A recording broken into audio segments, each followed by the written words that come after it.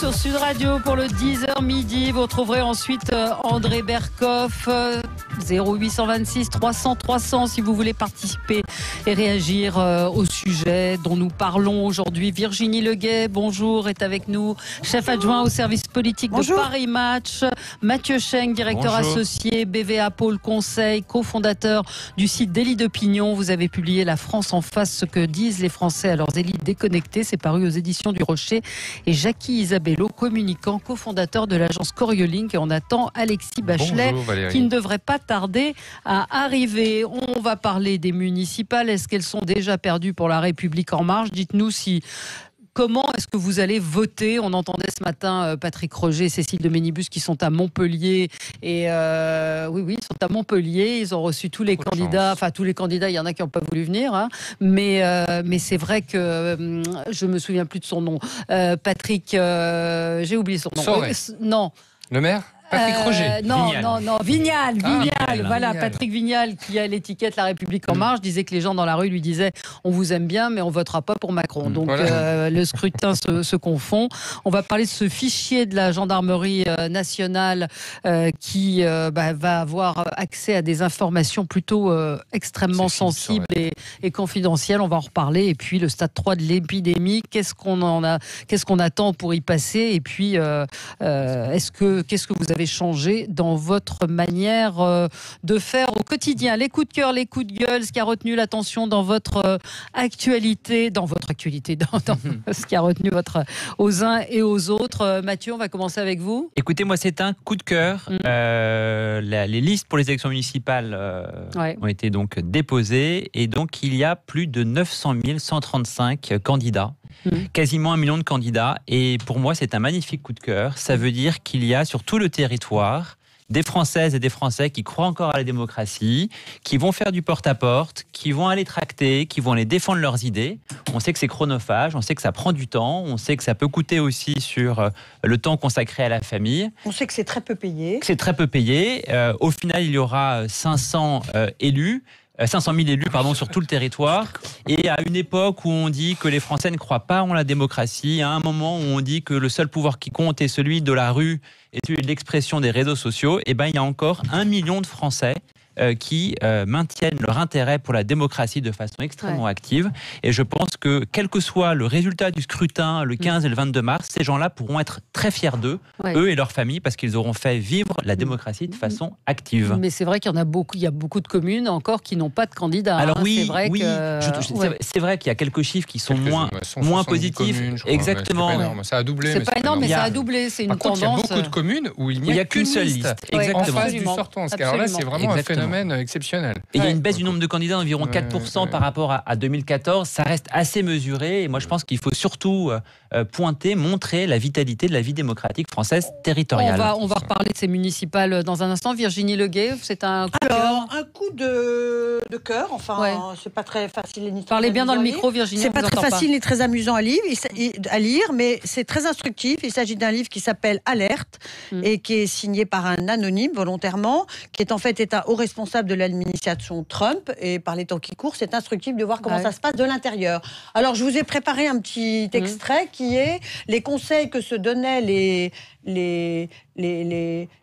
membres du cabinet du président avant de rentrer dans le bureau ovale, donc avant de lui présenter des propositions, des suggestions.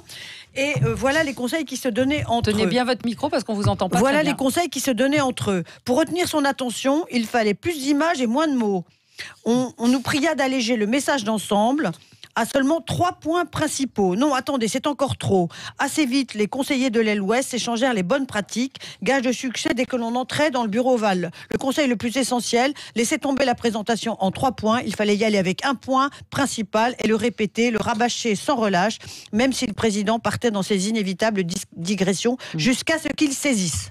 Voilà, donc on voit bien quand même que les conseillers qui parfois étaient habitués à présenter des choses extrêmement complexes sur des sujets très délicats, délicats se sont eux-mêmes rendus compte que c'était pas la peine avec un président qui de toute façon ne les écoutait pas et que pour être efficace, il fallait qu'il simplifie à l'extrême tous les sujets et toute la présentation d'un sujet. Sauf qu'il risque de remporter à nouveau les élections, qu'il est très populaire et que le pays se porte c'est pour ça qu'il est très intéressant de lire ce témoignage de l'intérieur d'un haut responsable qui raconte comment ça se passe de l'intérieur face à un président qui risque effectivement de rempiler pour un deuxième mandat. Un mot, Mathieu Schenck, sur ce paradoxe. C'est pas le premier livre qui sort, effectivement, celui-ci est anonyme. Il y a eu, je crois, en 2016-2017, Le bruit et la fureur. Absolument. Qui est sorti, qui a eu un gros succès, notamment en librairie. Mais qui n'était pas anonyme. Qui n'était pas anonyme, qui était par un grand reporter dont le nom par un journaliste. Voilà, je pense que c'est pas Woodward ou quelque chose. C'est chez qui ce livre? Bob Woodward. Alerte. C'est chez Grasset. Chez Grasset, très bien. Pour vous, Jackie Isabello, qu'est-ce qui a retenu votre attention? J'entendais tout à l'heure sur Sud Radio que vous faisiez une petite émission culturelle, et comme c'est l'année Camus, et que Camus disait mal nommer les choses, c'est rajouter du malheur au monde. Eh bien, moi, j'y comprends plus rien avec le coronavirus. Donc, j'ai décidé de faire un petit point lexicographique pour nos auditeurs. Donc, coronavirus, le nom signifie virus en couronne. C'est pour ça qu'on l'appelle comme ça. Il appartient au groupe 2B. C'est une analyse phylogénétique, c'est-à-dire que c'est une branche de la génétique qui traite des modifications génétiques au sein des espèces animales ou végétales. Ce qui veut dire que quand Griveaux traite Villani et les autres d'abrutis, c'est pas de la phylogénétique. D'accord, je comprends. Pas... COV2. Alors le vrai nom, c'est pas le Covid-19, il a changé. C'est SARS-CoV-2, d'accord SARS pour syndrome et tout ça. Et puis la maladie, parce que souvent même dans les journaux les plus brillants, eh bien on se fourvoie, et c'est le Covid-19, c'est la maladie qui est provoquée par ce virus. Voilà. Et puis juste préciser que toutes les analyses génétiques ont confirmé qu'il est d'origine naturelle et non pas d'origine militaire, comme on peut le lire sur tout un tas de sites internet. À Wuhan, on l'a évoqué hier. Donc je me suis permis parce que même moi je ne comprenais plus rien dans les articles. Je ne savais plus si Covid c'était la maladie, si c'était le virus. Voilà. Donc c'est quoi pour dire qu'il y a beaucoup de fake news?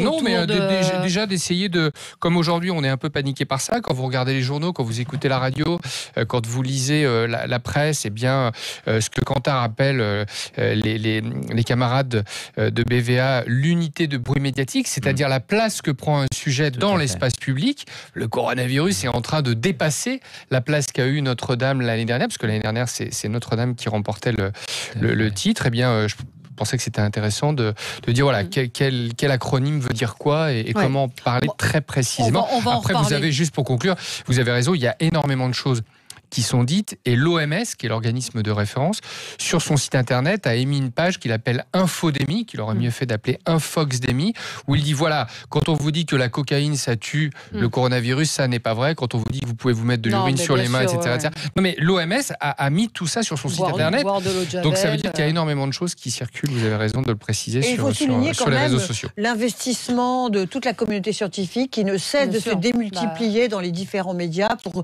rappeler les consignes, les conseils, relativiser la dangerosité de ce virus tout en alertant sur les indispensables conditions que chacun doit observer. On va en reparler tout à l'heure du coronavirus, justement, évidemment, refaire un point de la situation. Moi, j'ai 2 coups de gueule, un coup de cœur. Voilà, je suis la chef, donc j'y vais. Rendre hommage à chef, c'est fait pour André Cherve, le dessinateur de Raon.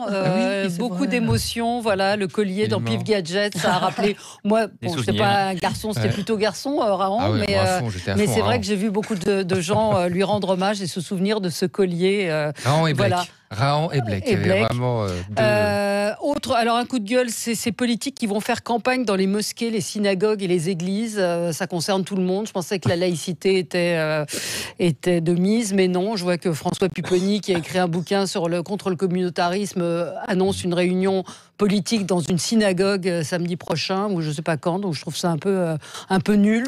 Sarcelles s'est complètement explosé. Enfin, on parlera mieux que moi, mais le corpus électoral est complètement explosé. D'anciens maires adjoints ont présenté des listes. On n'y comprend plus rien. Est-ce qu'on va faire campagne dans des lieux de culte? Non, je sais que ça s'est toujours fait, mais ça s'est toujours fait. Bah oui, ça vous choque pas ? En fait, il n'y a pas d'interdiction. Ensuite, il y a un point, c'est est-ce qu'on acte que, comme le dit Jérôme Fourquet, il y a de multiples communautés qu'il faut aller maintenant séduire, et donc on n'a plus de corpus idéologique ou municipal unique, ou alors est-ce que on prend le risque de c'est un risque électoral de se dire qu'on crée un endiguement, qu'il y a aujourd'hui un seul peuple avec un seul programme, et donc on refuse ce communautarisme. Je pense que c'est un dilemme qu'ont beaucoup d'élus, notamment dans la première et deuxième couronne à Paris. Je pense à des villes comme Asnières, je pense à des villes dans lesquelles il y a une sociologie extrêmement diverse, et donc comment s'adresser à chaque public qui attend une réponse individualisée sans sombrer dans le clientélisme. Oui, mais je sais pas, ça vous choque pas ? Si, bien sûr que ça me choque, mais il est parfaitement exact que depuis des années... Non, mais le paradoxe, c'est François Pupponi qui fait les plateaux de télé. C'est surtout ça qui est choquant. Quand j'ai vu ça, je me suis dit, il fait campagne, il est allé dans les différents médias pour la promotion de son livre, et puis il fait le contraire de ce qu'il dit. C'est-à-dire qu'aller dans une synagogue, c'est du communautarisme. Oui, on connaît sa proximité avec Dominique Strauss-Kahn à l'époque. Il achète sa survie électorale en s'assurant du soutien d'un électorat bien particulier dont il a mesuré l'importance dans sa ville. Donc mais il n'est pas le seul à faire ça. Hein. Non, c'est pas le seul. Beaucoup de maires de l'ancien monde qui ont compris quels étaient les... Oui. Il n'y a pas beaucoup de maires du Nouveau Monde. Il n'y a pas beaucoup de maires du Nouveau Monde. Pour l'instant, c'est vraiment l'Ancien Monde. Et ils ont parfaitement compris à qui s'adressaient et comment, j'allais dire, faire des discours différents selon les groupes auxquels ils s'adressent. Un mot également sur... comment est-ce qu'on dit, toute personne est présumée innocente, mais cette semaine s'est tenu le procès de Pierre Botton. Vous vous souvenez de Pierre Botton qui s'est beaucoup engagé pour les prisons. Je vous conseille de lire les articles du Monde qui relataient cette audience. Il a beaucoup à chaque fois ému sur les plateaux en racontant lui-même sa détention. Il avait été en prison, et donc là on apprend qu'il a détourné beaucoup d'argent. Il se payait entre 20 et 36 000 euros par mois, selon les calculs du parquet, entre 54% et 61% des donations qui étaient perçues pour son association Ensemble contre la récidive échouaient sur le compte de la société au cœur de prison, et donc qu'il a détourné de l'argent. Donc il répond sur toutes les choses comptables et juridiques, je ne suis pas compétent. Le procureur lui a répondu, on sait que c'est une cause noble, humaine, que vous y êtes beaucoup investi, mais on ne se défend pas d'infraction avec un engagement. C'est pas parce qu'on est engagé pour une bonne cause que ça excuse cela. Et j'ai trouvé ça triste, en fait, cette histoire. Qu'il retombe dans cette turpitude qu'il a connue lorsqu'il était le maire, le gendre de Michel Noir. Il avait mis en place un système occulte de financement de la vie politique qui témoignait déjà à l'époque qu'il était assez créatif d'un point de vue comptable. Et là, le pauvre, c'est plus une maladie finalement qu'une pierre d'achoppement d'une première fois, si jamais. Alors, il n'est pas condamné, le jugement sera rendu début juin, mais je trouve ça assez dégueulasse de se servir d'une cause, j'ai pas d'autres mots. Quelle qu'elle soit, de l'Arc à Botton. Alors, dans un autre ordre d'idée, on peut signaler la candidature à Grenoble d'Alain Carignan, qui lui a effectué une peine de prison extrêmement longue et qui a donc purgé, j'allais dire, sa condamnation, et qui se présente avec un succès relatif, mais avec un succès quand même auprès des habitants, tout en expliquant que ces épreuves, ce qu'il a traversé lui ont appris beaucoup de choses, et qu'il se présente comme un homme peut-être pas en pleine rédemption, mais en quête de réhabilitation, en tout cas. Mais justement, on fait pas le rapprochement. C'est pas une condamnation générale de tous ceux qui sont... Je dis juste que lui, par contre, il est dans un parcours beaucoup plus propre, entre guillemets. Bon, on se retrouve dans un instant. Alexis Bachelet vient d'arriver. Tout va bien, on est rassurés, et on se retrouve. On va parler du coronavirus et des municipales. Absolument. À tout de suite. Et avec vous sur Sud Radio pour le 10h midi. Alexis Bachelet nous a rejoint. Virginie Leguet, Mathieu Cheng et Jackie Isabello sont là. On vous a pas entendu sur votre coup de cœur. Vous étiez en retard. Ben voilà. Alors, qu'est-ce qui a retenu votre attention? Ce qui a retenu mon attention, c'est l'engagement de Nicolas Hulot dans la préparation des élections municipales, où il a publié une plateforme avec des propositions très concrètes sur du bio dans les cantines, sur... C'est original. C'est original, mais c'est pas. Qu'est-ce que c'est que ça cette n'existe- ironie c'est encore très rare. Enfin, je veux dire, ou producteurs locaux, parce que tout bio c'est compliqué, mais donc il y a des vrais sujets. Et je voulais saluer la ténacité, et la constance dans l'engagement, parce qu'après tout, il aurait mieux fait peut-être de rester au ministère de l'écologie. Non, mais il peut profiter de. Je vais pas dire de ses vieux jours, parce qu'il a l'âge d'avoir la retraite. Il sera content de vous entendre. Il pourrait se mettre les doigts de pied en éventail, s'occuper d'autres choses. Surtout qu'il en a quand même pris pas mal quand il était au gouvernement, et puis après il a quitté. Bon, donc je trouve que le fait qu'il continue à maintenir un engagement médiatique, politique, une constance c'est toujours sur la même cause, c'est toujours l'écologie, c'est toujours comment est-ce qu'on va vers un modèle plus respectueux de l'environnement, etc. Ma foi, il y a des gens qui changent d'avis comme de chemise, donc c'est toujours bien de saluer les gens qui ont de la constance et qui tiennent à leur engagement, quoi. Voilà. Oui. Ouais. Ouais. Moi, Nicolas, vous savez, si Martin Gray avait commencé à se lamenter sur son sort parce qu'il a vécu des choses difficiles, on n'en serait pas là. J'aimais beaucoup Nicolas Hulot. Je trouve que son manque de courage au ministère est catastrophique parce que un petit lobbyiste de l'achat, c'était dans une réunion, il avait une aura incroyable et comme tous les grands leaders, cette aura ne lui appartient pas. Peut-être faudrait-il lui réoffrir les ouvrages de Kantorowicz, mais ce capital politique qu'il avait, qui nous explique que c'est difficile de faire de la politique, le découvrir aussi tard, c'est assez dommage. Il y a beaucoup de gens qui lui faisaient confiance. Et je trouve que c'est une désertion que celle qui a été la position de Nicolas Hulot à Désertion, un gâchis. Je rappelle aussi le deux poids deux mesures, le deux poids deux mesures dans le traitement qu'il y a pu y avoir sur l'enquête qui avait été publiée sur lui, où aujourd'hui MeToo, chaque parole est prise en compte, et quand ça l'a concerné lui, les journalistes qui ont sorti cette enquête se sont fait insulter, bâcher, du genre on ne s'attaque pas à un homme comme lui. Je rappelle qu'il a porté plainte pour diffamation, qu'il a retiré sa plainte le 24 décembre. Voilà, je m'étonne, moi, à chaque fois que je le vois, qu'il ait été finalement, lui, plutôt épargné par ça. Mais bon. Moi, je trouve que Virginie, quand on a eu les responsabilités qu'il a eues, et quand on a quitté ses responsabilités, on est moins fondé, surtout pour les raisons pour lesquelles il les a quittées, on est moins fondé à donner des leçons, à dire voilà, il faut faire ci, il faut faire ça, quand soi-même on a été incapable, ou disons, quand on n'a pas été en capacité, une fois qu'on était au gouvernement, oui, la politique c'est dur, oui, c'est un combat, oui, il y a des gens avec lesquels on ne s'entend pas et dont on combat eux-mêmes les positions, enfin c'est une évidence que de le dire, qu'il le découvre et qu'il ait l'air de penser qu'il a été beaucoup plus maltraité que d'autres, je trouve que ça c'est assez faussement naïf de sa part, et du coup je le regarde un peu différemment maintenant, et je me dis qu'il a laissé passer sa chance de transformer réellement le discours écologique et de l'inscrire dans les faits. Alors maintenant, il n'était pas président de la République. numéro 2 du gouvernement. Il était numéro 2 du gouvernement, il avait rang de ministre d'État, si mes souvenirs sont exacts, pardon. Oui, mais il est au top de la popularité chez les Français. Un petit peu Mathieu Cheng, plus mesuré, parce que il a perdu des arbitrages. Il a perdu des arbitrages. Moi aussi, à la maison, je perds des arbitrages avec mes enfants. Ce que ça veut dire, c'est un point important, c'est que c'est vrai, mais Nicolas tout le monde perd des arbitrages. Oui, mais Nicolas Hulot, je pensais pas qu'on allait partir sur Nicolas Hulot, combien de divisions? Et au fait, l'opinion publique ne pèse pas suffisamment dans un nouveau monde, prétendument nouveau monde, mais qui fonctionne encore comme un ancien monde en fonction de rapports politique que Nicolas Hulot n'avait pas. Il n'avait pas de député autour de lui, il n'avait pas de capacité, hormis Mathieu Orphelin, capacité à créer du rapport de force. Et donc il les a perdus systématiquement, notamment avec son ministre de l'Agriculture, Travers, je crois, à l'époque. Il faut qu'il lise Kantorowicz, il faut qu'il relise Spinoza aussi, parce qu'il faut quand même qu'il considère qu'il n'est qu'une petite chose dans le monde. Mais quand on est numéro 2 du gouvernement, si on n'arrive pas à un moment ou à un autre à remporter des victoires, c'est à désespérer du monde. C'est facile, il y a qu'à Faucon de l'extérieur. Il y a plein de gens de qualité qui ont quitté un gouvernement sur des accords profonds. Jean-Pierre Chevènement l'a fait plusieurs fois. Mais vous parliez de Nicolas Hulot. Non, mais je veux dire, je vous trouve extrêmement sévère.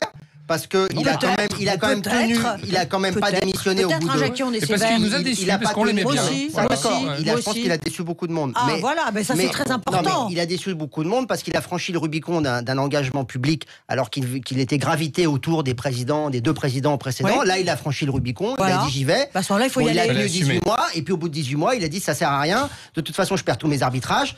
Et c'est vrai que quand on est ministre, enfin moi, je suis désolé, mais je trouve qu'il aurait pu rester. Il a mangé manger son chapeau. Non, mais il aurait pu faire comme De Rugy, comme les autres qui ont suivi, dire bon bah l'écologie c'est bien, mais quand je perds les arbitrages, et bah tant pis, c'est pas important. Lui il a dit si, il faut y aller. Si on n'y va pas, j'arrête. Il a mangé son chapeau. Et j'ai déjà mangé en plus. Il aurait pu dire je vais continuer à me battre. Je vais continuer à me battre. J'ai peut-être pas le poids politique que d'autres, mais je vais continuer à me battre parce que j'ai une popularité immense et qu'il y a beaucoup de gens qui attendent de moi des résultats. Et là où je suis, vous avez un gouvernement qui dit non mais moi on n'est pas sur la même ligne.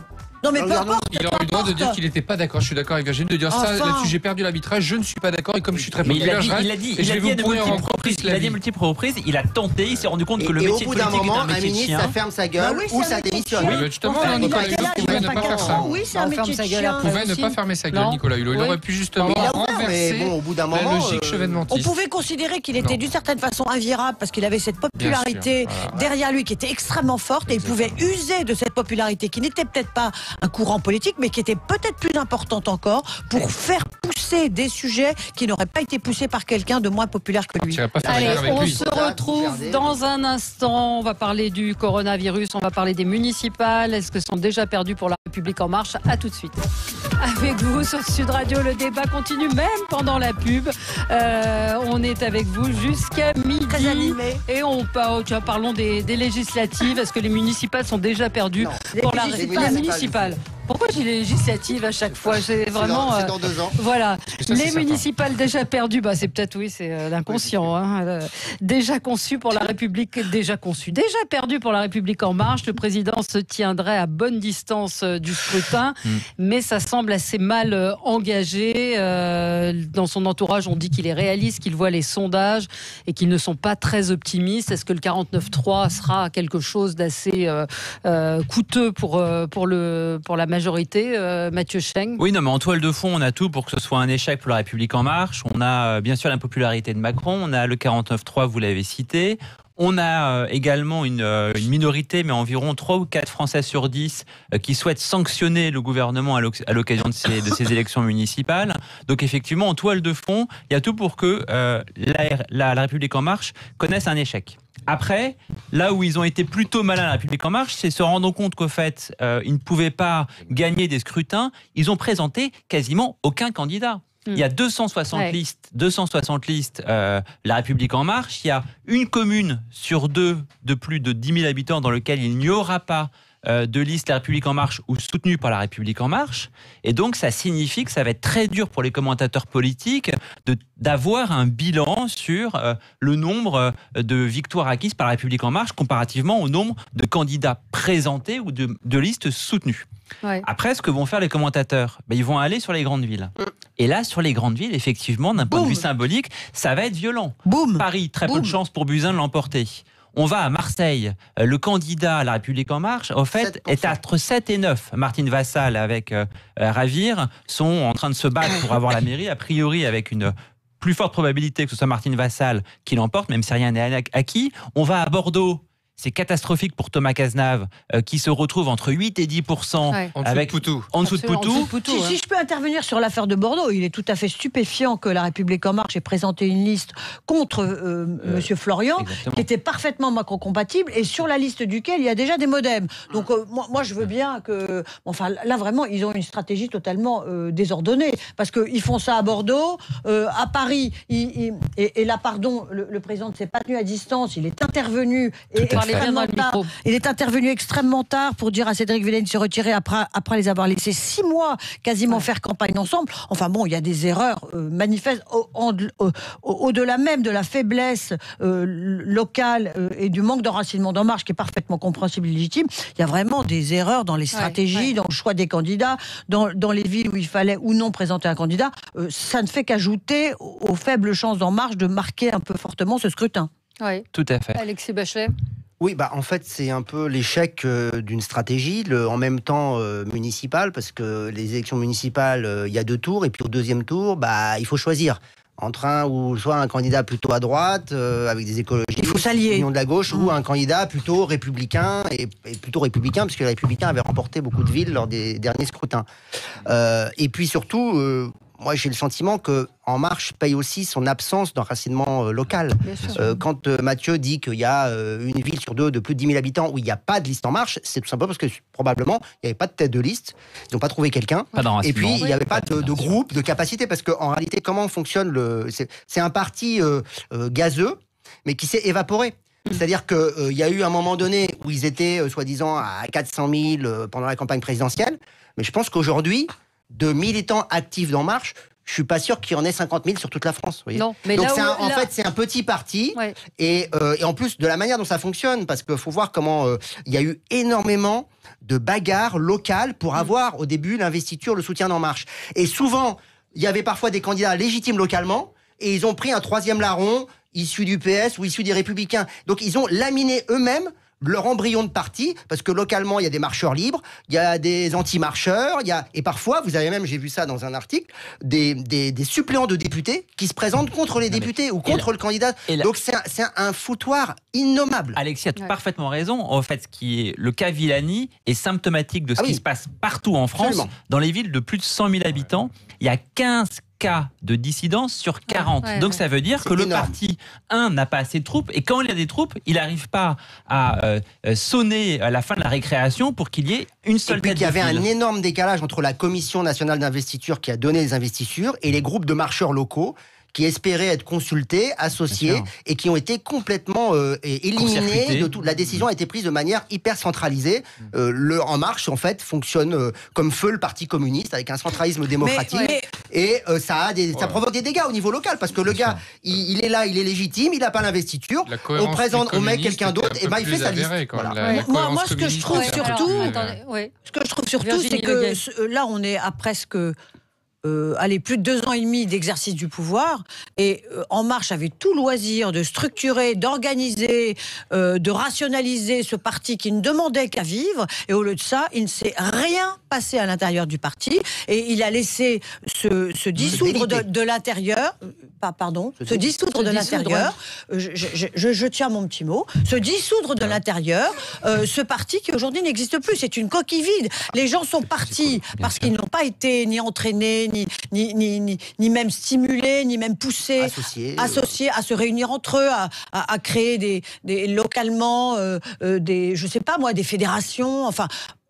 Et là, c'est tout à fait stupéfiant de s'imaginer qu'il n'y a pas eu cette volonté de se professionnaliser. Et on voit les limites. Et on voit les limites de la stratégie darwinienne de Emmanuel Macron. Emmanuel Macron dit écoutez, battez-vous, on verra qui va l'emporter à la fin. Non. On voit ce que ça donne à Paris avec Villani qui se maintient et qui fait perdre des réserves de mois. On voit ce qui se passe à Lyon. Et la seule exception a été dans une petite ville, Biarritz, dans lequel il a été obligé de sonner la trêve entre Jean-Baptiste Lemoyne. C'était le comble du ridicule. Et Guillaume qui se battait par liste interposée. C'est dire à quel point en réalité il manque de chef au sein du parti lui-même, La République En Marche, et que donc c'est Emmanuel Macron lui-même qui est obligé d'intervenir. Jackie, on vous a pas entendu. Moi je n'ai que... allez-y. Vous n'avez plus rien à dire. Non mais l'algorithme macronien qui est assez bien expliqué ce matin par un des confrères de Mathieu dans un papier du Figaro, Martial Foucault, qui explique qu'au-delà de 27% pour Macron à la présidentielle, ils avaient une stratégie qui était de présenter une liste. À 25, ils avaient une stratégie de soutien, et à moins de 23, ils n'y allaient pas. Cet algorithme-là, finalement, il n'a pas eu de consistance de terrain, et pas rajouter inutilement des choses à toutes les choses brillantes qui ont été dites, je pense que Emmanuel Macron s'en contrefout des élections locales.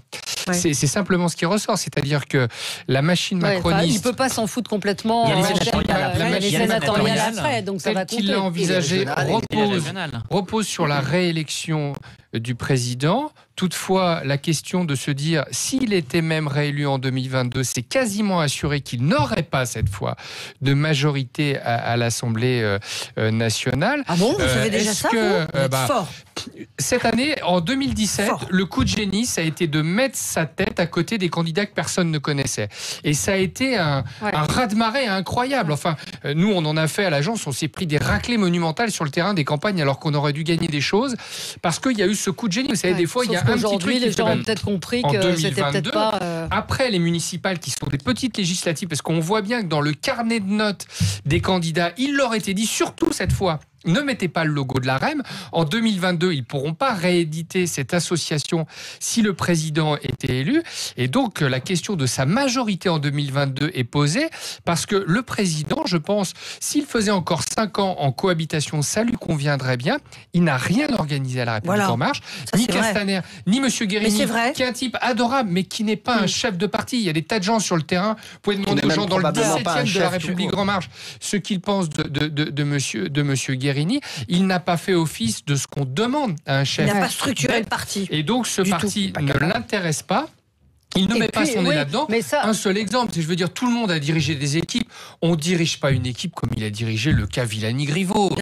Vous avez une équipe stratégique dans une entreprise qui gère le coronavirus et vous avez deux leaders qui se bouffent le nez. Vous vous dites, pour arriver à trouver le virus, il faut que je règle ce problème tout de suite. Et je le règle fin juillet. Ça montre bien qu'il un mot, puis on a une auditrice. J'ai juste un point, je pense que... Ça s'est même retourné contre lui parce qu'il s'est mis en avant. Il a reçu Mathieu Chenc peut s'exprimer. Il ne peut pas s'en foutre au fait des municipales après la crise des Gilets jaunes. Non, il peut pas. Il s'est bien rendu compte qu'en réalité, il ne tenait pas le pays s'il n'avait pas un maillage local qui permettait de faire remonter les informations et surtout de pouvoir contenir et tenir au niveau local. Il faut arrêter de nommer le président de l'Opéra de Paris dans ce cas-là et se mettre dans la carte électorale. Oui, bien sûr. Qui est un spécialiste de la politique, vous le dira mieux que moi. À un moment, s'il veut des élus sur le terrain, c'est la carte électorale.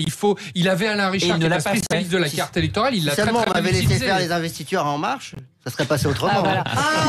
Cécile est en ligne avec nous. Petite suggestion en direction de l'Élysée. Cécile. Bonjour Cécile, vous nous appelez de Pau. Oui, voilà, je vous appelle de Pau. Bonjour à tous. Bonjour madame. Merci de me faire participer à votre débat.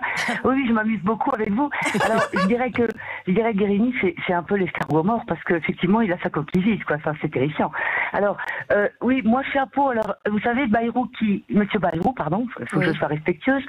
Monsieur Bayrou, qui a quand même de l'expérience, puisqu'il a mis 40 ans à emporter la mairie de Pau, avait déjà prévu une sorte de plan B.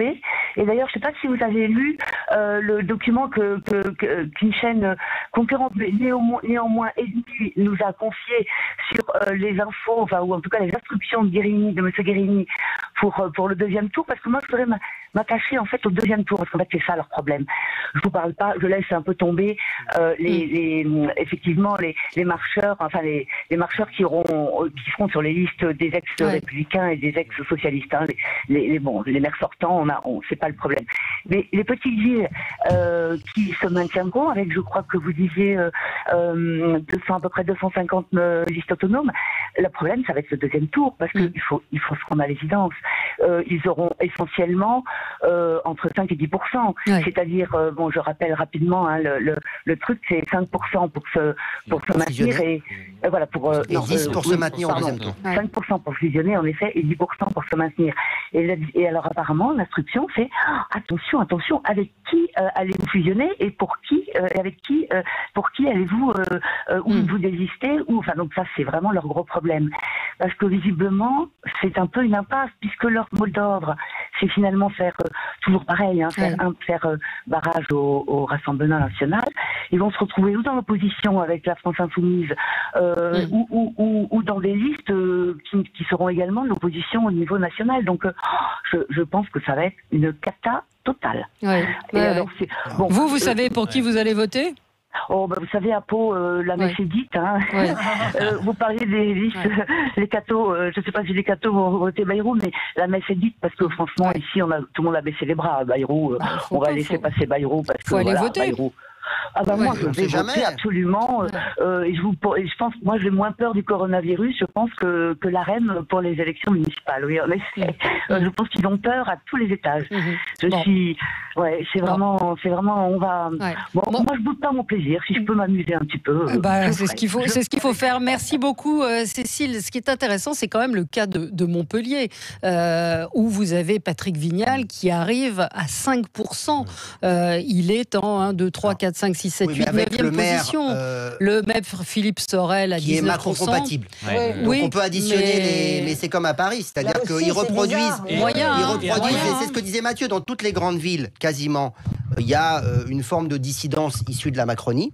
Un député, quelqu'un qui voulait l'investiture qu'il n'a pas eu et qui monte sa liste. Et surtout, ce que vont découvrir les macronistes ou les gens d'En Marche, les stratèges d'En Marche, s'il y en a, c'est que l'ancien monde est toujours vivant. Bien sûr. Et on va découvrir que les listes de gauche écologistes font de très bons scores, Et que de les maires droite républicains et la droite va Mais se C'est maintenir ça, absolument. et être en très bonne situation. D'autant Et- que 2014, Et ce qui est intéressant- d'autant que 2014 a Virginie, permis à la droite de rafler un nombre de villes extrêmement important, ça a été quasiment historique. Et quand vous regardez les éléments de langage des listes En Marche au niveau local, qu'est-ce qu'ils disent? Ils disent en gros, on va refaire le coup de 2017. Il y en a marre de la droite, il y en a marre de la gauche. Nous, on est le nouveau monde et au niveau local, ça suffit, etc. Mais ce qu'ils n'ont pas compris, C'est que ça a été c'est qu'ils monde étaient au changé. pouvoir depuis 3 ans. Non, et puis- que le filtre, comment dire, le filtre d'amour que Emmanuel Macron a fait boire aux Français pour qui lui a permis de gagner l'élection présidentielle. L'effet est dissipé. Aujourd'hui, c'est la gueule de bois. Dans beaucoup de villes, les gens n'ont pas envie de donner quitus au Et je pouvoir, rajouterais, de Alexis, soutenir les candidats en marche. Mathieu, Ils vont Mathieu, découvrir qu'il y a d'autres pas tous en Ils ont même temps. cru à la recette de leur filtre d'amour. C'est-à-dire Mais qu'ils ont quoi, été c'est incroyable. persuadés Je crois, à 3 ans avoir après, gagné ils tout reprennent les seuls. mêmes éléments Ouais. de langage au niveau local. Alexis, je crois surtout que le Mathieu nouveau Cheng. monde, il avait déjà existé aux élections municipales. Vous prenez tous les candidats des élections municipales de 2014 déjà, ils étaient en dehors des étiquettes. Oui. Ils étaient déjà sur ma ville, mon parti c'est Toulouse, mon parti c'est Nice. En réalité, l'élection présidentielle de 2017 est une réplication de ce qui s'est déjà passé au niveau municipal. Donc, 2017 les élections présidentielles de Présidentielles, 2017 sont une réplication des élections municipales de 2014. Et donc aujourd'hui, c'est très dur pour la République En Marche de dire plus de droite, plus de gauche, parce qu'on le voit très bien à Toulouse, on le voit très bien dans des villes comme Nice. Au fait, ces gens-là, je prends un cas d'Estrosi, il se dit pas je suis un candidat républicain. Moudinque à Toulouse, il se dit pas je suis candidat républicain. En fait, c'est un candidat qui porte d'abord sa ville sans clivage idéologique. Exactement comme En Marche. J'ajouterais que ceux qui En Marche disent bon, on a enjambé les municipales, n'ont pas compris que les municipales et le résultat que chaque parti va faire aux municipales ça va a un être, lien bien direct sûr, avec les sénatoriales de Tout à l'automne, fait. puis avec les départementales, puis avec les Mais déjà, régionales. il n'avait pas compris déjà en 2017 parce que Patria, rappelez-vous, Non, mais là, pensait, là, je lui, parle d'En Marche. aux premières Là, parties là, des je parle d'En sénatoriales, il Marche. pensait qu'il allait faire remporter le camp macroniste et ça a été leur première défaite. Ouais. Ça ne s'est pas passé comme Patria le pensait. Et Dieu sait que Patria est quand même un fin Et connaisseur même au Havre, des les sondages mécaniques sont pas si électorales. bons que ça. Allez, on Enfin, se il est à retrouve. 40, à 40, pardon, On c'est se pas mal. retrouve dans un petit instant avec vous sur Sud Radio. À tout de suite. Avec vous sur Sud Radio jusqu'à midi. J'aimerais bien qu'on parle donc de ce reportage hier sur France 2 dans l'œil du 20h qui nous a révélé l'existence d'un fichier tenu par les gendarmes. Les forces de l'ordre en général prennent des notes sur un calepin. Quand par exemple si vous êtes syndicaliste, qu'il y a eu des dégradations chez vous, ils peuvent noter sur un calepin que vous êtes syndicaliste, si vous êtes homosexuel. Enfin, il y a plein de choses, l'origine raciale, des opinions politiques qui sont tenues, qui étaient compilées sur des calepins. Aujourd'hui, ça va être récolté de façon numérique. Je vous propose d'écouter un extrait de ce reportage. Les gendarmes disposent depuis quelques jours d'une application mobile plutôt bien renseignée. Son nom, GendNote, un logiciel sur lequel vos opinions politiques, votre religion ou votre orientation sexuelle pourront être indiquées. Des éléments que pourront consulter aussi le maire ou le préfet. Alors, simple bloc-notes 2.0 ou fichage politique? Voilà, fichage politique, bloc-notes, ça pose la CNIL qui n'a qu'un avis consultatif, s'est dit favorable à ce fichier, tout en émettant quelques réserves et visiblement, ça ne pose pas de problème. Je peux me permettre de commencer parce que je Isabello, pense que vous ça va connaissez être bien le sujet. animé, même si on Ouais. s'amuse bien aujourd'hui, comme souvent, de dire... C'est animé. Moi, j'ai souvent, dans mon cadre professionnel, eu affaire à la CNIL. Et c'est une commission d'empêcheurs de tourner en rond dans un monde où la data doit être certes contrôlée, mais elle est très importante. Et la CNIL contrôle systématiquement, et alors de manière parfois tout à fait abusive, ils refusent les évolutions technologiques. Bon, c'est leur droit, ça donne la RGPD, ça nous permet d'avoir un certain... Là, la CNIL, par rapport à ce dossier, a donné un avis favorable. Qu'est-ce qui se passe avec ce logiciel? Parce qu'il faut arrêter de dire que les gendarmes ou les policiers sont en train de chasser les homosexuels. Bonjour monsieur, qu'est-ce qui vous arrive? J'ai été traité de sale... D'accord, donc vous êtes victime d'une agression homophobe. J'ai été traité de sale... donc vous êtes victime d'une agression raciste, etc., etc. Et donc... les officiers de gendarmerie ou de police judiciaire sont bien obligés de consigner des choses qui sont relatives à l'enquête. Et la porte-parole de la gendarmerie, la colonelle, dont je me souviens plus le nom, qui est une jeune femme absolument remarquable, a donné dans quel cadre ils allaient conserver ces données, qui sont des données importantes pour l'enquête. Si on considère que demain, ça va permettre à des gendarmes et à des flics de débarquer chez vous, de vous tirer par la culotte en disant « vous êtes un atroce homosexuel, on va vous mettre dans une prison », je pense que c'est déraisonnable. Alors les gens ne sont pas obligés de me croire moi, mais si la CNIL a contrôlé ça et a dit vous pouvez y aller, je peux vous dire qu'on est rassuré. Donc ce reportage, moi je l'ai trouvé très dérangeant. Alarmiste. Ouais. Oui, alors qu'est-ce que s'appelle Oriol les renseignements généraux quand même, parce que, Exactement. c'est pas non plus des choses qui n'ont jamais eu lieu, qui n'ont jamais existé, sauf qu'effectivement, on est passé des bons vieux fichiers à l'ancienne à des choses numérisées, donc qui ensuite, ça produit de la data. Donc ensuite, effectivement, il faut qu'il y ait des garanties sur la confidentialité. Que ces informations qui sont recueillies par la on ne gendarmerie. sait pas aujourd'hui qui va avoir accès exactement normalement, c'est vous de la CNIL, à ces fichiers. Eux, la CNIL, ils regardent tout ça. Ils regardent s'il y a des risques de porosité avec d'autres services, s'il y a des risques pour la confidentialité, pour la diffusion publique de ces informations-là. S'il y a des garanties qui sont données, je pense pas que ça puisse choquer. Et puis d'une certaine manière, j'ai envie de dire, on est maintenant effectivement, et c'est un peu compliqué parce qu'il faudra y mettre des garde-fous et des garde-fous solides, mais on est dans un univers aujourd'hui où la data, elle est exponentielle. Oui. Elle est exponentielle. Bah oui. Ces notifications, ces commentaires doivent être liés et proportionnés à l'enquête. C'est exactement ce que vient de dire Jackie Isabello. Absolument. Le seul point qui est important, donc, c'est la capacité de discernement fait, des forces de l'ordre. Est-ce qu'elles vont notifier, lorsque cela sera pertinent, les préférences sexuelles, l'origine ethnique, ou alors est-ce qu'il peut y avoir des dérives, c'est-à-dire un fichage plus systématique qui ne serait pas en lien avec la nécessité de l'enquête? C'est ça, le problème, c'est plus l'exploitation de ce fichier. La technologie, en réalité, est neutre. C'est qu'est-ce que vont en faire les personnes qui auront accès à ces informations et quels sont les garde-fous.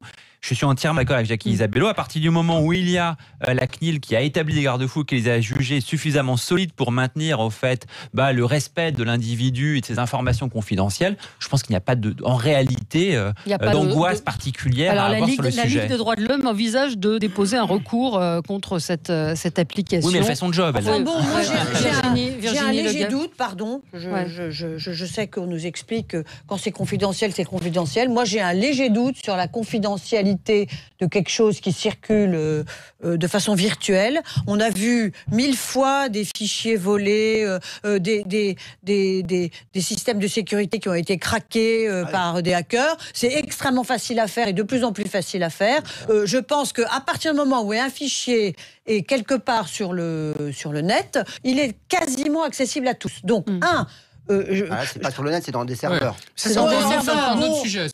Il faut être bien naïf pour penser que parce qu'ils seront dans un petit serveur, dans un bureau, ils resteront sur ce petit serveur dans un bureau. Non, ils vont partir quelque part, ou soi-disant ils seront à l'abri, ils seront stockés quelque part, et un jour quelqu'un y aura accès, parce qu'un jour quelqu'un voudra voir ce qu'il y a dans ces fichiers. Alors moi je me souviens d'il y a 20 ans ou 30 ans, on nous disait que les RG avaient déjà des fiches, et alors pardon, non seulement sur les gens qui faisaient l'objet d'une enquête, mais sur tous les gens qui étaient éventuellement susceptibles, en fonction de leur position sociale, de leur position professionnelle, d'avoir, je sais pas quoi, une influence. Et donc, tous ces gens-là étaient déjà officieusement, théoriquement fichés. Donc là, ça ne change pas grand-chose, sauf que paradoxalement, je trouve que ces fichiers vont être beaucoup plus accessibles que quand ils étaient dans un placard fermé, dans un petit bureau, il y a 30 ans. Par la force des choses. Après, c'est effectivement savoir l'utilisation qui en sera faite, par qui et dans quelle main un jour malveillante ça va tomber, dans quelle main... Mais ça, c'est le problème de la numérisation de toutes les données. Oui. Mais qu'on nous explique de pas la que c'est transformation, du passage d'une administration papier traditionnelle, de classement dans des armoires, à quelque chose qui maintenant est sur un serveur ou sur un cloud ou sur quelque chose de virtuel. Et donc, c'est deux sujets différents. C'est deux sujets différents. Parce que si vous dites je mets mon or dans une banque et à un moment on peut me cambrioler. Là, vous dites on peut être hacké. Oui, mais le sujet de départ, c'était de dire... Je dis que le mot confidentialité n'est pas un mot qu'on fasse attention à ça. Je pense qu'on est d'accord, mais ce qu'on était en train de dire, c'est ces informations vont permettre à un supra-État de contrôler d'une manière très dérangeante l'activité ou le genre de certaines personnes. Ça, c'est un tout autre sujet. Ah non, mais ça, c'est pas mon sujet, en l'occurrence. Mais c'était la question du premier sujet. Mon sujet, c'était que si on présente ces informations comme confidentielles, là, il y a peut-être un doute à émettre. Il y a un sujet, mais surtout les sujets. Bien sûr, sur les données de santé, sur nos comptes Facebook. Absolument, je suis tout à fait d'accord avec ça. Les comptes bancaires, tout maintenant, on consulte tout par Internet, tout est numérisé. Merci à vous. Jean-Louis Germain à dire sur ça. Sauf que là, il s'agit d'informations liées à la vie privée, particulière de chacun. Merci à vous. Vous retrouvez André Berkoff dans un instant. On va vous bâillonner. Voilà, on va vous ficher. Voilà. Je vais mettre au 49.3. Voilà. Je vais quand même vérifier l'information sur François Pupponi parce que Juliette, qui travaille avec moi, me dit effectivement, j'ai pris pour argent comptant un tweet et je vais le vérifier quand même. Mais toujours est-il que ce ne soit pas une intox, donc mea culpa si ce n'est pas vrai. Je vais vérifier cela, mais il n'empêche qu'il y a quand même un certain nombre de candidats qui font campagne dans des mosquées, des églises et des synagogues et que c'est interdit par la loi. Donc je vais vérifier, mea culpa si ce n'est pas vrai. J'y reviendrai lundi. Merci. Sud Radio.